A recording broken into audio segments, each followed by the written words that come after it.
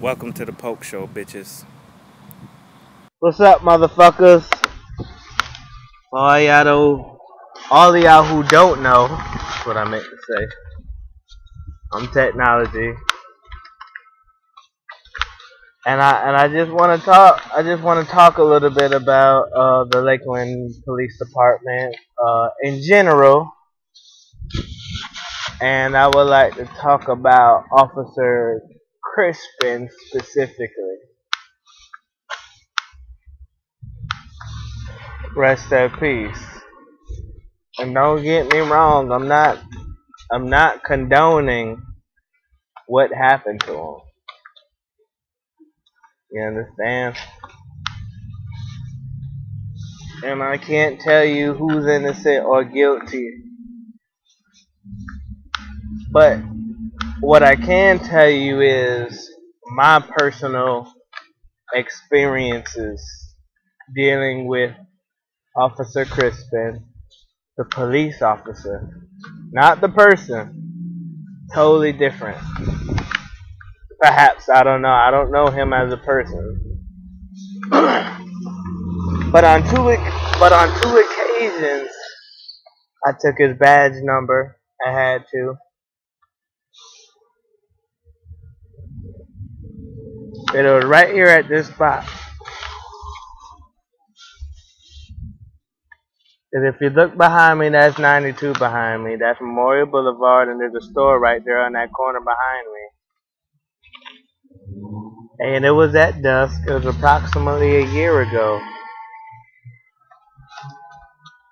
And, well, I was walking from the store, and he pulled me to the side. He came in a patrol car, and he pulled me aside, and he said, "Excuse me, can you step over here, sir, please?"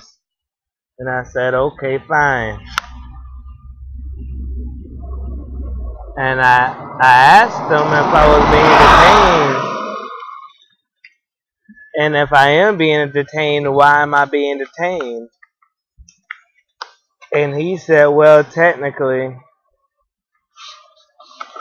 you're supposed to be walking on the sidewalk." I was walking right next to the curb like I'm doing now, which is actually perfectly acceptable in this community, especially being that that sidewalk had just began. It didn't even matter if I was crossing the street or anything like that.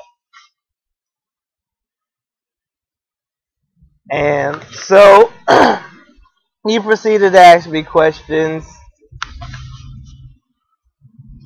and he said, "I'm just gonna pat you down and make sure you don't have any weapons for my safety." Not my safety, but his safety. But not only did he pat the outside of my pockets, he went through my pockets. Another officer showed up. It was a woman. She was a little heavy set up top. I don't recall her name. She was about my height. I'm about 5'7". And she had, I don't know, frizzy hair. I want to say she had glasses. I'm not really sure. That was about a year ago. Maybe a year and a half ago. And they pulled everything out my pockets, put it on the back of the police car. And I asked them, "What's the meaning of this?" And he said, "Well, there's been a lot of shootings in the area, and we're looking for guns." And I said, I don't have any guns. Why are you messing with me?" And meanwhile, while this whole thing is going on, people are still walking in the streets, not in the middle of the road, but along the curb, as people do in residential neighborhoods in Polk County. And when he's done questioning me, he doesn't find anything. He pulls out a piece of paper, and he takes my thumbprint. And I asked him before he took it, I said, "Do I have to do this?" He said, "Yes, you have to do this." So I did it. Oh, for future references, in case y'all are wondering, I had this is my second or third time making this video. The first time I made this video, the file was corrupted, so that's why I'm wearing a shirt now. You see, I just came back out here to this spot because I wanted to show y'all the scene of the incident, and I had to come back out here. So that's why in the next clip I'm wearing a totally different shirt and the sky looks different and stuff. So ta-da, bitches. So, yeah, he said, yes, you have to do this. And I tell him, I say, so what's next? You're going to take my DNA now? Is that what we do? He said, oh, I have the kit in my trunk if I wanted to. That's what he told me. So to all the so-called constitutionalists and everybody who think that people is across the seas fighting for our rights, a lot of people right here, damn plane, I can't even see it. Sun and Fun, shout out to Lakeland Sun and Fun. But a lot of people here in America don't even have the luxury of having civil rights. Because we have to listen. Why do we have to listen? Because we don't have money all the time to sit there and fight the system in the courts. That's why they're here in neighborhoods like this, because they know that people with money are litigious. And for all you yokels, that mean they like to sue. That mean they could get lawyers. We don't have that luxury. We barely have the luxury of having a job. You understand? And I just wanted to shed light on that. Once again, I'm not condoning what happened to Officer Crispin, but I'm not surprised, because if I seen Crispin every day, see, that's the thing.